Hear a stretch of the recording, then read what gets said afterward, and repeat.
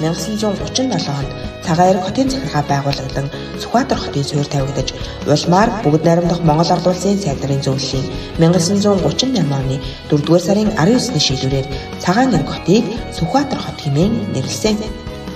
Сүхбаатар хотод 1949 онд Наавшиг Улаанбаатарыг холбосон төмөр зам, 1955 онд Шүлэнцний үлдвэр, 1958 онд Дулааны станц, 1959 онд мод боловсруулах комбинат, 1961 онд бүрэлд хичээлийн комбинат зэрэг томоохон үйлдвэрийн газрууд баригдсан нь тус хотын эдийн засаг үйлдвэрлэлийн томоохон хот болох эхлэл болсон юм а. Сэлэн аймгийн Сүхбаатар хот нь Монгол улсын хоймор доших хөлийн бүс нутаг бөгөөд Монголын тулгуур төрийн үүсэл хөгжлийн үе үеийн түүхэнд стратегийн түгшиж газар болж байснараа онцлогтой юм а.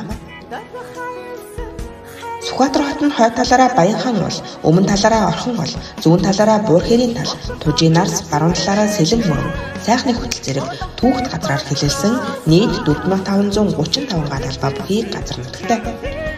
Улаанбаатар хотоос 330 км, Дархуул аймгаас 100 км, Алтан булаг сумаас 24 км-ийн зайд байрладаг. Аз Европыг холбосон босоод ингэлгийн авто болон төмөр замтай, дэд бүтэц сайн хөгжсөн, байгалийн үзэсгэлэнт газар нутгийн дунд оршдог бөгөөд 5831 өрхийн 21962 хүн амтай. Тус сүмэн 71 төр төсвийн байгууллагад 3213 төрийн албан хаагч, 576 хувийн хвшлийн аж ахуй нэгж байгууллагад 7100 орчим ажилтны албан хаагч ажиллаж байна. Боловсролын байгууллагын хүртээмж хүчин чадлын хувьд ерөнхий боловсролын сургуулийн нэг багшид ноогдох хүүхдийн тоо 20, сургуулийн өмнөх боловсролын байгууллагын нэг багшид 14.3 хүүхэд байгаа нь улсын дунджаас дээгүүр үзүүлэлт бөгөөд шилжиж ирж буй хүүхдүүдийг ачааллахгүйгээр хүлээн авах бүрэн боломжтой. Мөн 2024 онд улсын төсвийн хөрөнгө оруулалтаар 4-р сургуулийн өргөдлийн байдлаг, 4-р багийн нутаг дэвсгэрт 200 ортой хүүхдийн цэцэрлэг тус шинээр ашиглалтанд орно. Төр хувийн хвшлийн хамтын ажиллагааны хүрээнд Сүхбаатар суманд дараах томоохон бүтээн байгуулалтын ажлуудыг хийж гүйцэтгэхээр эхлүүлээд байна. 50 мегабайтын хүчин чадалтай Дулааны цахилгаан станц барих судалгааны ажил хийгдэж, 5 дугаар багийн нутаг дэвсгэр дээр баригдаж 2026 онд ашиглалтанд оруулахаар төлөвлөж байна. Дулааны цахилгаан станц баригдсанаар аж үйлдвэрүүд сэргэх, үйлдвэрлэлийн бүс нутаг болох боломж нэгдэнэ. Боргүйний 5 дугаар баг, Хонгор мартын 1-р багуудад үйлдвэрлэлийн бүс байгуулан, бетон хийцийн үйлдвэр, модон бүтээгдэхүүний үйлдвэр, арьс шир боловсруулах үйлдвэрүүд зэрэг цахилгаан болон уурын их усүрээр ажилладаг жижиг дунд үйлдвэрүүдийг хөгжүүлэн, эдийн засгийн хөгжлийг нэмэгдүүлэх зорилго тавин хэсэгчлсэн ерөнхий төлөвлөлтийг хийж байна. Дахин төлөвлөлтийн ажлын хүрээнд Ганзам 7 дугаар багийн 2-8 айлын орон сууцыг дахин төлөвлөлтөнд оруулж, бүрэн цутгамал 230 айлын сүл дөрвөө хотхон, Баянхан 4 дугаар багийн нутаг дэвсгэр дээр 600 айлын Сэлэн мөрөн хотхон, нийт 830 айлын орон сууц баригдахаар тус ажлаа эхлүүлээд байна.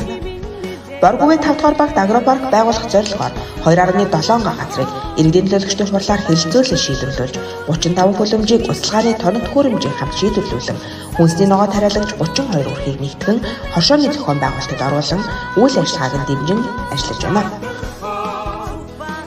Сүхбаатар сум нь Монгол улсын хөлийн бомб хот, хувьсгалын өлхий, байгалийн үзэсгэлэн бүрдсэн нутаг бөгөөд аялал жуулчлал, усан зам тээвэр, хил орчмын худалдаа, аж үйлдвэрлэл хөгжүүлэх өргөн боломжтой. Зам харилцаа, эрчим хүч, дэд бүтэц цайтай, ижил төстэй мууч хотуудтай шууд болон уламжлалт харилцаатай.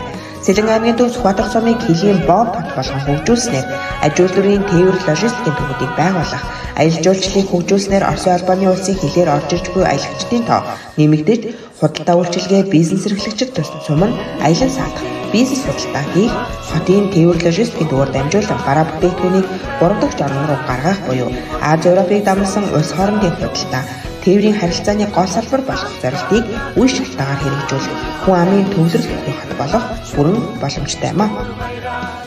Сумын төвд ихтэй сургууль байгуулах, эрчимцэн малаачхуу өрхийн үйлдвэрлэлийг нэмэгдүүлэх, өрхийн хэмжээнд төмс хүнсний ногоо тариалах, хүлэмжийн аж ахуй эрхлэх, аялал жуулчлалыг хөгжүүлэх, үндсэн суурь үзүүлэлтүүд бүрэн бүрдсэн.